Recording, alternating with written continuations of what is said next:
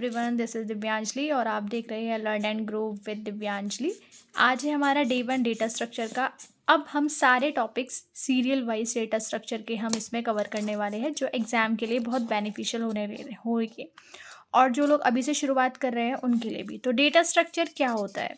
तो पहली बात तो डेटा क्या होता है? डेटा होता है आपके रो फैक्ट्स। और स्ट्रक्चर क्या होता है? यानी कि किसी भी चीज़ का एक ढांचा। तो यानी कि जो आपका जो डेटा है वो किस तरीके से आपने स्टोर किया हुआ है, यहाँ पे हम उस चीज़ को पढ़ते हैं। अब आपके घर में भी सामान होता है, अब आप उसको ऐसे ही तो नहीं कहीं पे रख देते कि किचन का सामान वॉशरूम में, वॉशरूम का सामान किचन में, उसको भी तो आप एक ऑर्गेनाइज तरीके से रखते हो ना। क्यों रखते हो? ताकि आप अगर उसमें कोई भी ऑपरेशन परफॉर्म करना चाहते हो वो ईजिली परफॉर्म हो जाए। आपको कोई चीज़ ढूंढनी है तो वो आपको ईजिली मिल जाए। आपको कुछ नया आप सामान लेके आए हो किचन का, तो आप चुपचाप से जाके किचन में ऐड कर दोगे। आप कोई वॉशरूम की कोई सामान लेके आए हो तो वो वॉशरूम में जाके ऐड कर दोगे।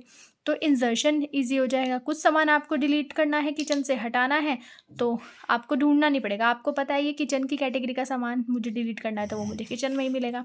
तो यानी कि डेटा स्ट्रक्चर एक वे होती है जिसमें आप ऑर्गेनाइज करते हैं और स्टोर करते हैं किसको?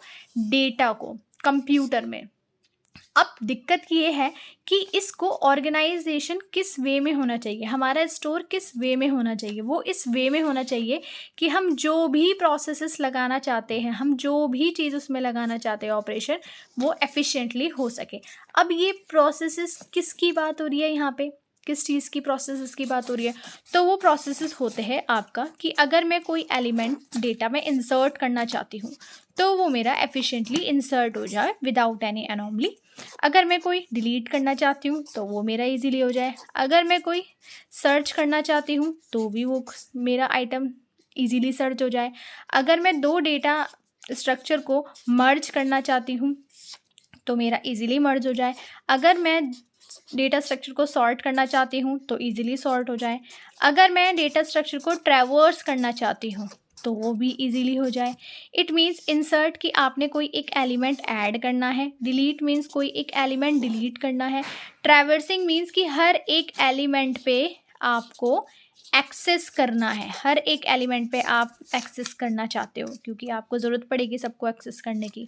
सर्च मतलब कि कोई चीज़ आपको खोजनी है। मर्ज मतलब कि दो डेटा स्ट्रक्चर है, आपको उनको एक यूनिट में आपको उन्हें बनाना है।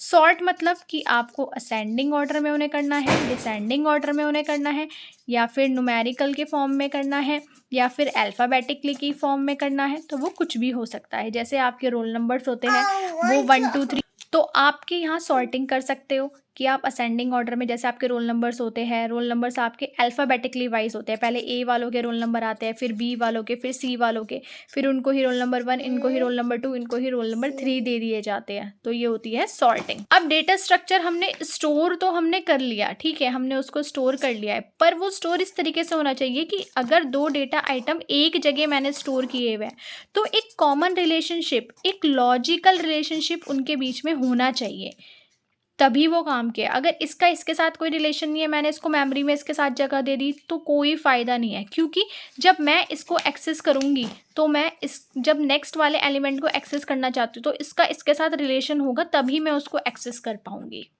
अब बात करते हैं हम टाइप्स की कि अब आपके ये टाइप्स क्या होते हैं डेटा स्ट्रक्चर के। तो बेसिकली जो मोटे मोटा अगर हम बात करें तो दो तरीके के डेटा स्ट्रक्चर होते हैं। एक होता है आपका लीनियर डेटा स्ट्रक्चर और एक non linear data structure. Linear data structure, बिल्कुल नाम से ही पता चल रहा है लीनियर। इट मीन्स कि सारी चीज़ें क्या है, लाइन में है। जैसे आप स्कूल में लाइन लगाते थे तो आपके पीछे एक बंदा खड़ा होता था, आपके आगे एक बंदा खड़ा होता था, सब कुछ एकदम लाइन में होता था, ठीक है।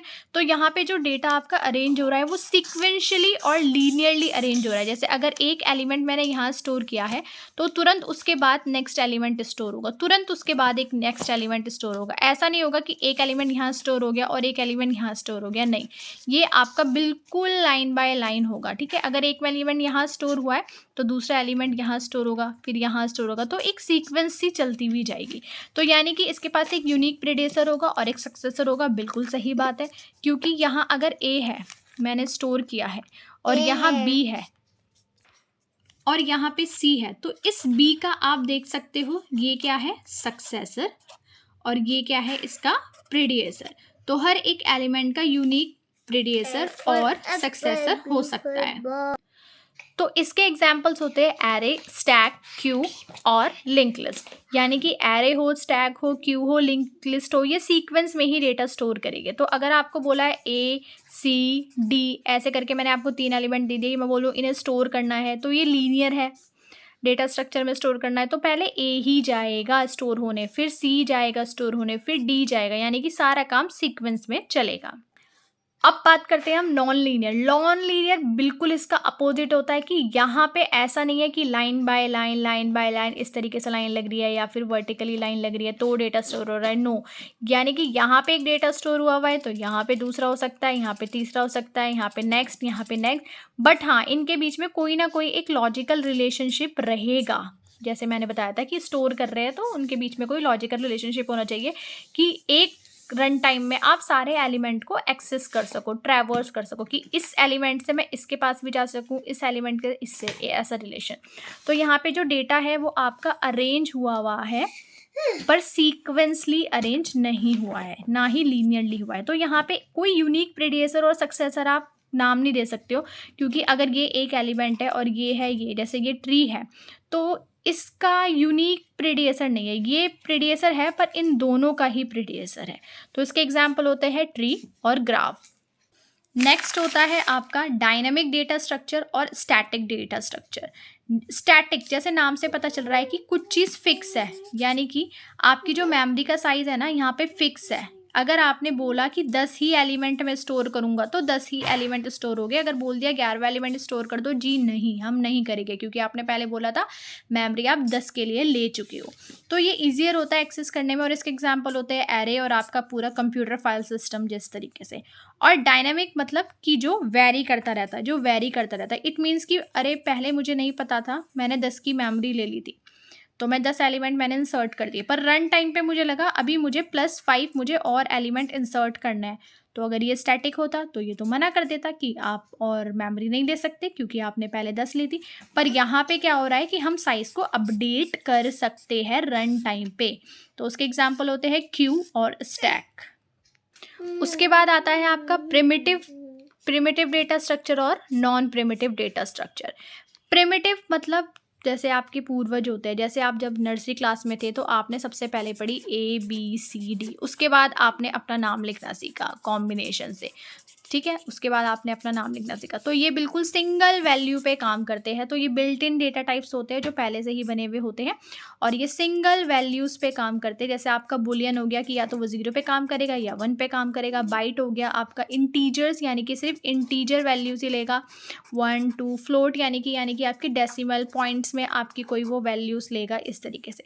तो उसके पास हमेशा कोई ना कोई वैल्यू होगी, ये आप नल नहीं कर सकते। अगर आप प्रोग्राम में इंटीजर ले रहे हो और आपने उसको वैल्यू नहीं दी 10 15 या कुछ भी, और आपने अगर उसको यहाँ पे ब्लैंक छोड़ दिया तो ये कोई भी आपका एरर दे सकता है गार्बेज वैल्यू लेके। नॉन प्रिमिटिव डेटा स्ट्रक्चर इसका बिल्कुल अपोजिट है, इसको आप रेफरेंस टाइप भी बोलते हो। ये कॉम्प्लेक्स डेटा स्ट्रक्चर को शो करता है, क्योंकि मैंने बताया ये सिंगल वैल्यू पे काम कर रहा है। जैसे आपने नॉर्मल पढ़ा ABCD और आपने फिर पूरा लिख दिया, नाम लिख दिया, तो इसी तरीके से ये कॉम्प्लेक्स डेटा को शो करता है। तो ये थोड़ा सोफिस्टिकेटेड होता है इसको एक्सेस करना। जैसे आपके एग्जाम्पल हो गए, आपके एरे हो गया, और जितने भी आप डेटा स्ट्रक्चर पढ़ोगे, स्टैक वगैरह, यानी कि आप एक कलेक्शन पढ़ रहे हो जब, ठीक है, आप एक कलेक्शन पढ़ रहे हो किसका सिंगल वैल्यूज़ के कलेक्शन का ही आप उसे नॉन प्रिमिटिव डेटा स्ट्रक्चर बोल सकते हो। यानी कि अगर हम बात करें तो आज हमने क्या क्या सीखा है। क्लासिफिकेशन ऑफ डेटा स्ट्रक्चर 2 तरीके के होते हैं, लीनियर डेटा स्ट्रक्चर और non linear data structure. Linear data structure 2 तरीके के होते हैं, यानी कि जिसमें लाइन बाय लाइन सारा काम चल रहा है, स्टैटिक और डायनामिक। स्टैटिक मतलब यानी कि यहाँ पे आपकी जो मेमोरी है वो बिल्कुल फिक्स है, एक बार जो मैंने कमिटमेंट कर दी उसके बाद वो किसी की नहीं सुनेगा। डायनामिक डेटा स्ट्रक्चर यानी कि यहाँ पे आपका साइज़ वेरी कर सकता है। तो स्टैटिक यानी कि एरे आपका बिल्कुल फिक्स साइज़ का होता है। एक बार आपने बोल दिया कि 10 आइटम आएंगे इसमें, तो सिर्फ 10 ही डेटा आइटम्स इसमें आएंगे, फर्दर 11 नहीं आ सकता। पर ये जो 3 होते हैं, क्यू, स्टैक, लिंक लिस्ट, ये क्या कर सकते हैं, अपने साइज को वेरी कर सकते हैं रन टाइम पर। दूसरा आपका होता है नॉन लीनियर डेटा स्ट्रक्चर, यानी कि यहाँ पे कोई भी ऑपरेशन सीक्वेंस में नहीं चल रहा है, जिसमें आते हैं आपके ट्री और ग्राफ। तो यानी कि अब हमने, अगर हम एक बार रिवाइज करें इसको, तो बेसिकली यही होता है कि जो डेटा स्ट्रक्चर होता है वो आपका होता है कि डेटा का स्ट्रक्चर बनाना है, यानी कि जो भी आपने डेटा स्टोर किया है उसको उस वे में स्टोर करना है जिससे कि आपकी प्रोसेसिंग क्या हो, ईजी हो, और हर एलिमेंट्स के बीच में एक लॉजिकल रिलेशनशिप हो। इस तरीके से ऑर्गेनाइज करना है, जैसे आप अपने कबर्ड में कपड़े लगाते हो, ठीक है। अब समर्स में आप क्या कर रहे हो, समर्स के कपड़े निकाल रहे हैं। अब विंटर्स आने वाली है तो आप विंटर्स के बाहर निकालोगे और समर्स के रख दोगे, क्योंकि जो चीज़ आपको एक्सेस करनी है आप इजीली उसको एक्सेस कर सको, सर्च कर सको। तो हमने बताया कि प्रोसेसिंग एफिशिएंटली हो तो वो कौन कौन सी प्रोसेसिंग होती है, वो होती है कौन कौन से ऑपरेशंस हमें परफॉर्म करने होते हैं, insertion, deletion, traversing, searching, merging and sorting. ये आपके ऑपरेशंस में परफॉर्म करने होते हैं। टाइप्स की अगर हम बात करें तो लीनियर, जहाँ पे सारा काम सीक्वेंसली हो रहा है, अगर 3 एलिमेंट्स दिए हैं आपको तो वो इंसर्ट करना है, या फिर जो भी आप ये ऑपरेशंस लगाओगे वो सीक्वेंस में होंगे, और नॉन लीनियर में कोई सीक्वेंस नहीं होती। डायनेमिक में आपका साइज वेरी कर सकता है रन टाइम पे, स्टैटिक में आपकी मेमोरी बिल्कुल फिक्स हो जाती है, और प्रिमिटिव सिंगल वैल्यूज़ पे काम करता है। यूज़र बिल्ट नहीं होता है, ये पहले से ही मशीन डिपेंडेंट होते हैं, और ये यहाँ पे यूज़र बनाता है कलेक्शन से लेके, और ये classification of data structure. Thank you so much. Like, share, subscribe and comment, और wait for the next session.